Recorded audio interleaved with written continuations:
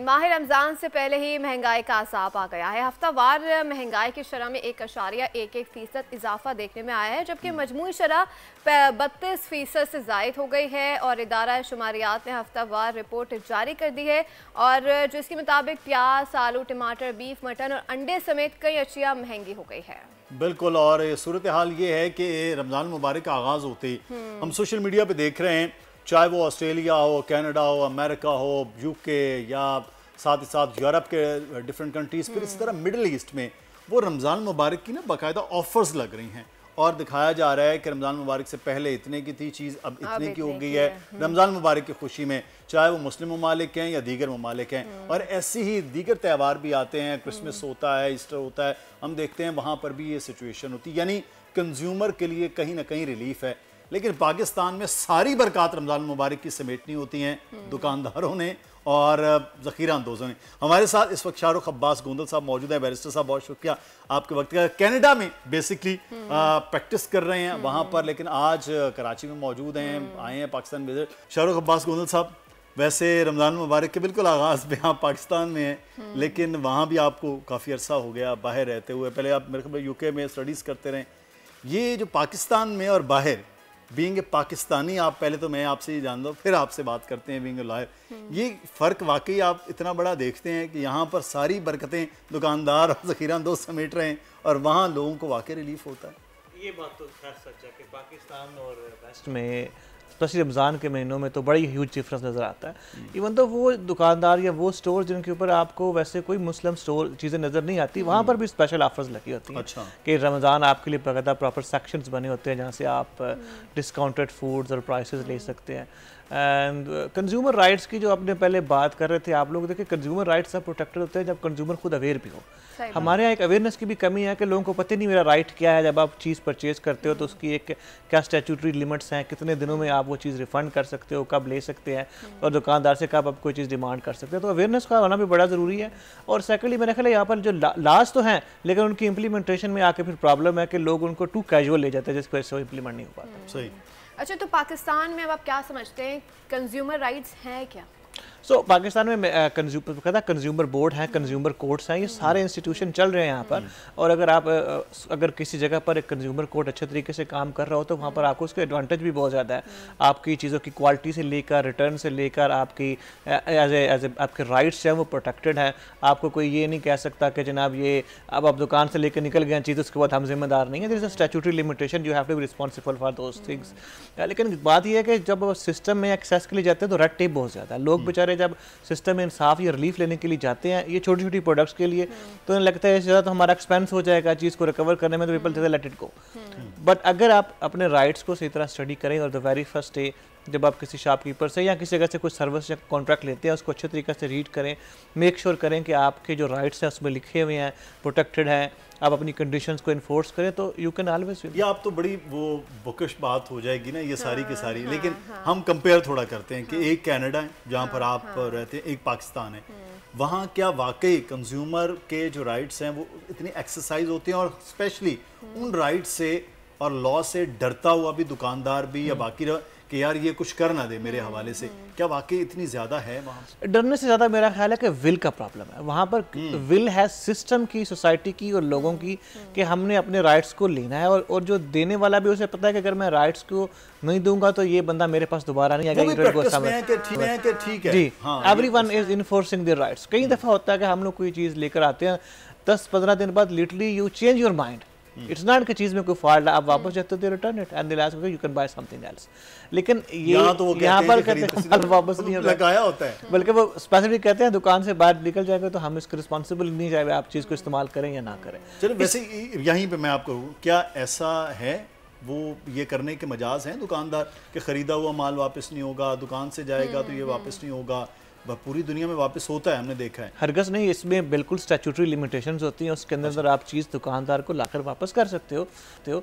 अगर उसमें कोई छोटा मोटा डिफेक्ट है या आपने चीज़ यूज़ नहीं की, यू चेंज योर माइंड, और अगर चीज़ एज इट इज़ उसी कंडीशन में तो आप वापस कर सकते हो। यहाँ पर तो ये है कि बस है कि 2 दिन 3 दिन बाद अगर आप वापस आओगे तो बस फिर कोई चेंज नहीं हो सकता। Because I have experience this.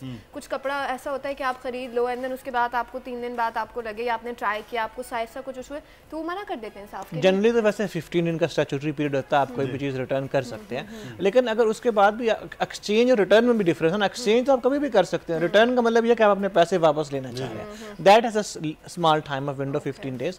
लेकिन अगर आप एक्सचेंज करना चाहते हैं और अगर आपकी चीज़ सही कंडीशन में, तो एज इट इज़ पॉसिबल, जब आप चाहें कर सकते हैं, इसमें कितना बड़ा। अच्छा, अब एक चीज़ जो है, अभी आपके आने से पहले होलसेलर्स भी हमारे साथ मौजूद थे, अब वो कह रहे हैं कि ये रेट ये है हमारे पास, अब वहाँ से निकलेगा दुकानदार के पास जाएगा, रिटेलर्स के पास, वो कह रहे हैं कि रेट वहाँ, अब चीज़ एक महंगी मिल रही है, इस सिचुएशन में कंज्यूमर क्या कर सकता है? देखिए अब कुछ चीज़ें तो जो डेली नेसेसिटी की चीज़ें उस पर तो कोई कुछ नहीं कर सकता। अब आपको वो बाय करनी है क्योंकि आपने डेली यूज़ करनी है, और उसमें मेरा ख्याल है स्टेट को ज़्यादा फोकस करना चाहिए कि आपको एक स्टैंडर्डाइज प्राइसिंग जो है वो देनी है। वो प्राइस है, जैसे कमिश्नर रेट जिसे हम लिस्ट होती है, डीसी रेट लिस्ट होती है, अब वो रेट लिस्ट है, उसके हिसाब से एक चीज़ फरोख्त नहीं हो रही, तो फिर क्या करना चाहिए? कंज्यूमर कोर्ट में जा सकते हैं? आप जा सकते हैं कंज्यूमर कोर्ट में, बिल्कुल। अगर आप एक दुकानदार महंगी रेट से ऊपर चीज़ दे रहा है जो कि सरकार की तरफ से निकला हुआ रेट है, तो हमारे आई थिंक छोटे छोटे जितने भी दुकानदार हैं वो सब कोर्ट में बैठे होंगे, बिकॉज यहाँ पे तो हर कोई अपने मनमाने प्राइस पे आई थिंक अगर 2-4 की एग्जाम्पल बन जाए ना तो बाकी सारे खुद ही ठीक हो जाएंगे। मसला सिस्टम में ये है कि क्योंकि हर एक को ये लगता है कोई पकड़ने वाला नहीं, कोई पूछने वाला नहीं, तो हम जो मर्जी कर लें। लेकिन जब सिस्टम इन एक्शन आता है तो उसके बाद डेफिनेटली उसका रिजल्ट बाकी सब पर भी आता है। कोई भी दुकानदार कोर्ट जाके बैठना नहीं चाहता, लेकिन उससे आप सबको पता है कि हमें लेकर ही कोई नहीं जाएगा, तो that's why they are easy. अच्छा, लेकिन एक चीज़ है कि यहाँ पर कोर्ट से मुराद ये होती है कि वो एक शाहरुख अब्बास गोंदल जैसा एक वकील करना पड़ेगा। अब मैंने 2 किलो दाल लेनी है तो मैं अब वकील साहब की फीस दूंगा। ये मैं कंज्यूमर कोर्ट की बात कर रहा हूँ। किस तरह कंज्यूमर कोर्ट में एक आम सारिफ जा सकता है? ये आसान है। कंज्यूमर कोर्ट में और जो दूसरी स्पेसिफिक जनरल लिटिगेशन है उसमें बड़ा डिफरेंस है। कंज्यूमर कोर्ट के प्रोसेस बड़े सिंपल हैं, स्ट्रीमलाइंड है, कोई भी बंदा जाकर उनको समझ सकता है। आई नो कि अगर आपने सिविल लिटिगेशन में जाना है तो एक बड़ा कम्प्लेक्स लीगल स्ट्रक्चर है, आप उसको फॉलो करना है। कंज्यूमर कोर्ट के अंदर आपके लिए बाकायदा सेल्स बने हुए हैं जहाँ पर आप जाकर अपने वहाँ पर आपको इवन दो आपको जो है स्टेट की तरफ से समटाइम लॉयर्स भी प्रोवाइड किए जाते हैं जो कि आपको गाइड करते हैं सिस्टम में एप्लीकेशन विदाउट एनी कास्ट। और कंज्यूमर कोर्ट की लिटिगेशन बड़ी समरी लिटिगेशन होती है, उसमें कोई आपको एक लंबे चौड़े पेपर वर्क की जरूरत नहीं है। There is a basic application you have to give, उसके ऊपर जज ने डिसाइड करना है। अच्छा शाहरुख, आपकी जो है कनाडा में भी लॉ फर्म है और वहाँ पर भी लोग आते हैं, फिर सारे अपने राइट्स की बात करते हैं, तो पाकिस्तान के उस प्रोसेस में और कनाडा के प्रोसेस में क्या फ़र्क है? दो मेन डिफरेंस तो मुझे नज़र आते हैं। एक तो ये कि कनाडा के अंदर आपका सिस्टम इतना स्ट्रीमलाइंड है, सारा कुछ ऑनलाइन पेपर ऑनलाइन बेस्ड है, आप घर से बैठकर ही सारा कुछ करते हो। You don't need to go to court, किसी फिजिकल बिल्डिंग में जाने की जरूरत नहीं है, आपने ऑनलाइन कोर्ट की वेबसाइट पे फॉर्म फिल कर दिया और मोस्ट ऑफ काम आपकी हियरिंग्स भी वर्चुअल ऑन द जूम वगैरह हो जाती है, तो लोगों के लिए एक्सेस है। वर्सेस यहाँ पर अभी तक बड़ा ट्रेडिशनल स्टाइल ऑफ लिटिगेशन चल रहा है। काम करने के लिए आपको वही कोर्ट कचहरी के चक्कर लगाने पड़ते हैं और इसके लिए आपके काफ़ी टाइम भी ज़ाया होता है और ultimately on their time things doesn't happen. Secondly Canada के अंदर जितने भी वेस्टर्न कंट्रीज हैं जहाँ पर एक रिफॉर्म्ड जुडिशल सिस्टम है, once they set there is a date, अब उस डेट को या तो वकील ना रहे या जज ना रहे या आप ना रहे, वरना उस डेट को काम होना ही होना है। तो देयर इज नो वे कि डेट कैन बी चेंज्ड। हमारे तो यहाँ पर वर्सेस तारीख वाला स्टाइल सो कैजुअल कि आप मतलब it's so common, people don't consider it, bothered it. और मुझे जो चीज़ हैरान करती है ना कि इसमें ना सिर्फ ये कि आम बंदा तो सफ़र करता है, जो लॉयर्स या जुडिशल सिस्टम है वो भी कैजुअल है, इट्स ओके, तारीख पढ़ती रहती है। That's something very dangerous for the trust of people in judicial system, क्योंकि time is also very sensitive और सम केसेस में अगर आप एक टाइम क्रॉस कर गए तो उस चीज़ की तो वैल्यू नहीं रहती। स्पेसिफिकली कंज्यूमर इशूज़ में so many things which are other perishable और हैव सम एक्सपायरी डेट, उसके बाद उनका इस्तेमाल ही नहीं है, और अगर वो लिटिगेशन में पड़ी रहेंगी तो आप उसका क्या कर सकते हैं। अच्छा, तो बाकी क्या आप वैसे तो कनाडा में हैं, लेकिन ये कि चीज़ों में इन्वॉल्व में पाकिस्तान में भी रहे कि पाकिस्तान में वाकई कंज्यूमर कोर्ट्स में इस तरह से लोग जाते भी हैं, वहाँ पर उनके फैसले भी होते हैं, क्या यहाँ वाकई ऐसी कोई एग्जांपल्स आपको है? बहुत थोड़ी परसेंटेज जाती है, लेकिन जाते वो लोग जिनको अवेयरनेस है वो जाते ज़रूर है। मैं शायद मेरा सर्कल ऐसा है इसमें मैं बहुत से अपने दोस्तों को जानता हूँ, उन्हें तो जूता भी नहीं पसंद आया तो वो चले जाते हैं कंज्यूमर कोर्ट में and they get it overturn. लेकिन मसला यही है कि तो वैसे भी डर वकील चले जाते हैं ये भी खैर एक, लेकिन अवेयरनेस का मसला, अगेन मैं एंड पे यही कहूँगा कि ये सारा अवेयरनेस का प्रॉब्लम है। अगर लोगों को अवेयरनेस हो और लोगों को इस बात का पुख्ता यकीन हो कि अगर हम जाएंगे तो हमें वहाँ से कोई ना कोई रिलीफ मिलेगा, तो लोग ज़रूर जाएंगे। कि बहुत मेजॉरिटी लोगों को तो पता नहीं कंज्यूमर कोर्ट एक सेपरेट कोर्ट है, एक नॉर्मल कोर्ट भी है, क्योंकि सिस्टम में बिलीव ही नहीं है यहाँ पर, तो बहुत बड़े बड़े क्राइम हो जाते हैं, फिर राइट्स नहीं मिलते, तो फिर तो ये एक अलमी है। लेकिन देखिए ये चीज़ें सारी साइड बाई साइड चलती हैं। कंज्यूमर जो है वो दुकानदार के लिए भी पता शॉप्स वाले सबको भी है, अगर ये मुझे कहेगा भी ना कि मैं कंज्यूमर कोर्ट जा रहा हूँ तो उसे पता चल जाएगा कि ये इट्स राइट, लेकिन हम इन्फोर्स ही नहीं करते अपने। मैंने बहुत से काम सिर्फ धमकी से करवाए कि कंज्यूमर कोर्ट जो है कंपनी में इसी का मसला था। मैंने कहा कि आपके ये चीज़ें हैं, अगर आप इसको बर वक्त नहीं करेंगे तो मैं तो फिर आपको कोर्ट में लेके जाऊँगा, कंज्यूमर कोर्ट। तो अगले दिन आ गए उन्होंने, ठीक है। समटाइम यू बिलीव मी कि आप सिर्फ लीगल नोटिस सर्व करें ना, एग्जैक्टली तो उससे भी आपका काम हो जाता है। लेकिन उसके लिए भी थोड़ी, हमारा भी स्टाइल कुछ ऐसा ही, हम लोग कहते हैं अच्छा यार आप आगे चलें, लेट्स लीव इट, इस काम की ज़रूरत नहीं है। लेकिन अगर आप सिर्फ नोटिस ही सर्व करें, जो कि एक रिक्वायरमेंट है, अगर आपने लिटिगेशन में जाना है कंज्यूमर कोर्ट में, तो आपने 15-20 दिन का एक नोटिस देना है, और नोटिस ही इनफ होता है।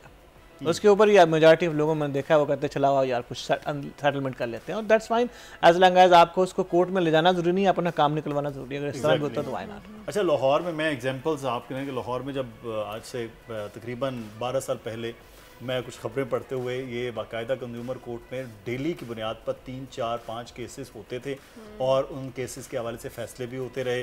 तो मुझे रिमेंबर कि वो उस वक्त जो है वो ये सारी चीज़ें थी। तो मेरा ख्याल है इसको थोड़ा अवेयरनेस जो आप बात कर रहे हैं गोंदल साहब, उनको उसको ज़्यादा करने की ज़रूरत है। लेकिन क्या वहाँ पे अगर हम एग्जांपल है कि वहाँ पे कोई ऐसे केसेस, ऐसी चीज़ें आपके पास, आपके लॉ फॉर्म में, या वैसे आप जब देखते हैं कि कोर्ट में वहाँ पर ये चीज़ें होती हैं, जुर्माने होते हैं, लोगों के फैसले होते हैं, कंज्यूमर कोर्ट तक बहुत हैवी जुर्माने होते हैं जी, और इनफैक्ट इन सम केसेस में तो कंपनीज बैंकरप्ट तक हो जाती हैं। अगर आप एक छोटे से भी इशू के ऊपर आपकी कंपनी बैंकरप्ट हो सकती है, अगर आपने उसमें मिसचीफ किया या आपने इंटेंशनली किसी बंदे को जानबूझ के तंग किया। कुछ दफ़ा तो वाकई जनरल डिस्प्यूट होती है, client has some other factual position और कंज्यूमर और shopkeeper have a different position. तो देख, लेकिन अगर आपने किसी को जानबूझ के तंग करने के लिए या काम रास्ते में छोड़ दिया, पूरा नहीं किया, जैसे हम अमूमन हम घरों में कॉन्ट्रैक्टर हायर करते हैं, वो काम आधा छोड़ के चले जाते हैं। इफ यू डू काम मिल गया, हाँ जी, वहाँ लग गए 15 दिन। If you do such things, वहाँ पर क्या है कि हर चीज़ की कुछ एक इंश्योरेंस और कुछ गारंटीज भी हैं।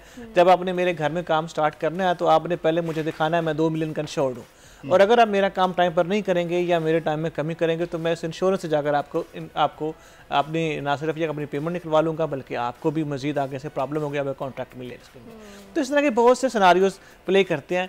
सिस्टम देखें यहाँ पर भी आप बेहतर से बेहतरी की तरफ जा रहा है। वहाँ पर already there is no point कि हम ये बात को एग्री ना करें कि हमसे 50-100 साल आगे हैं सिस्टम में डेवलप करने में, लेकिन हमारे यहाँ भी इस चेंज को लाने में एजुकेशन का एक बड़ा रोल है, अवेयरनेस का बड़ा रोल है।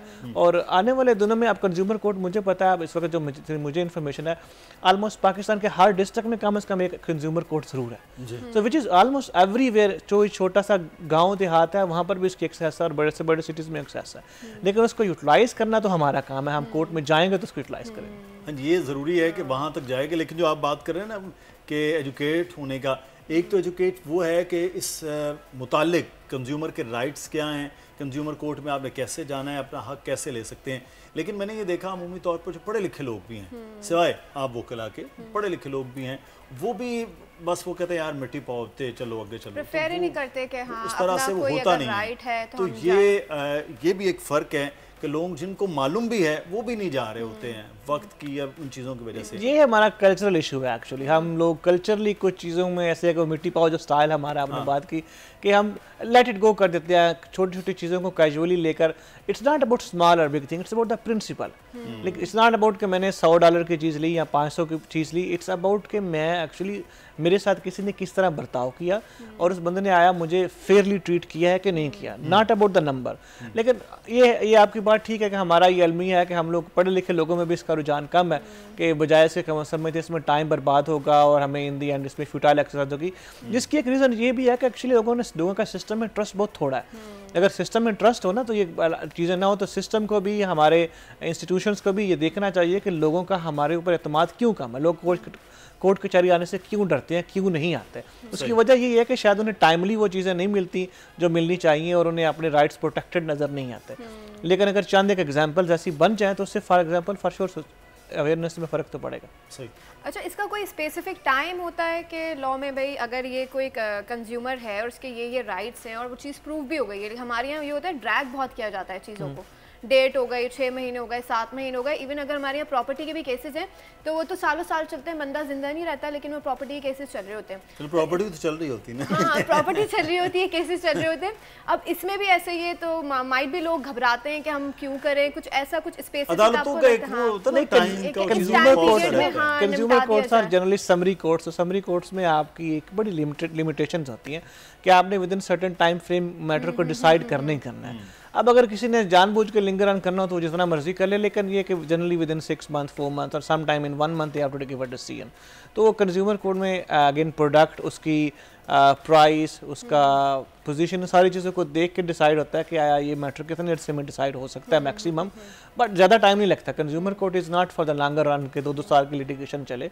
If you follow it properly तो विद इन फ्यू मंथ्स इसका डिसीजन। बहुत से डिसीजन तो हमने ये भी देखे कि लोगों के जितने की चीज़ थी उससे डबल का फायदा भी मिल जाता है, कंपनसेशन में जाकर भी, वहाँ पे सेटलमेंट की सिचुएशन में, क्योंकि आप जब आप if you one a case, आपको सिर्फ अपनी चीज़ नहीं मिलती बल्कि आपका जो केस पे एक्सपेंस हुआ है that also get you help in cutting the matter. बहुत शुक्रिया। शाहरुख अब्बास गोंदल हमारे साथ मौजूद थे। बैरिस्टर साहब, आप कंज्यूमर के जो राइट्स हैं यकीनी तौर पर इस पर थोड़ा सा काम करने की ज़रूरत है लोगों को खुद से कि बाकी हमारे ये राइट हैं, लॉ के अंदर चीज़ मौजूद है तो क्यों ना इसको हासिल किया जाए। सब्सक्राइब करें और बेल दबाएं ताकि कोई खबर रह न जाए।